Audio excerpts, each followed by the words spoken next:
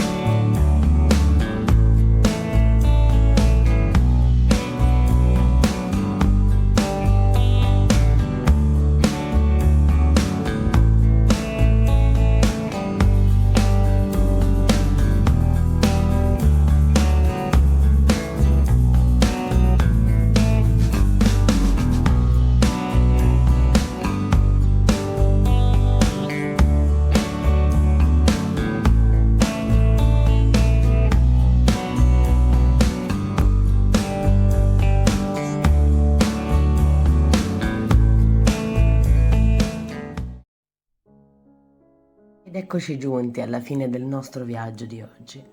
L'ultima cosa che voglio raccontarvi è come è nata l'ispirazione per questo progetto. Uno dei materiali che mi piace e mi diverte utilizzare è la resina, soprattutto quella UV, per quanto riguarda ciondoli o orecchini, perché è molto semplice da utilizzare e con la lampada UV è anche molto veloce. Quindi mi permette di realizzare ciondoli o orecchini in poco tempo, oltre al fatto che, essendo trasparente, mi permette di sbizzarrirmi con i colori e con i brillantini, o di inserirci adesivi e foto. E si trovano veramente tanti stampi da poter utilizzare. Insomma, è un fantastico metodo per dare il libero sfogo alla mia fantasia e alla mia creatività. Spero che questo viaggio nella creatività vi sia piaciuto. Vi aspetto nel prossimo video e se volete continuare a viaggiare insieme a me in questo fantastico mondo, non perdetevi gli altri video e iscrivetevi al canale se non lo avete ancora fatto. E se volete contattarmi per delle informazioni o anche semplicemente chiacchierare con me, vi lascio tutti i link in descrizione. Ci vediamo nel prossimo viaggio.